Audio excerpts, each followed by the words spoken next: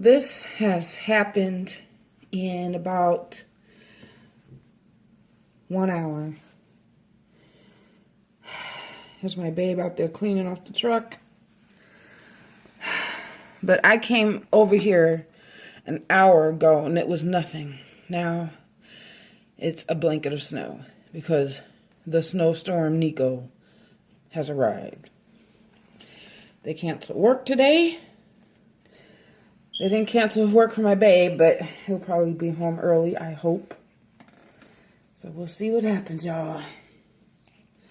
To my fellow East Coasters, be safe out there.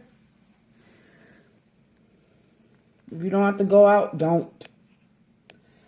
All right, people. Stay safe.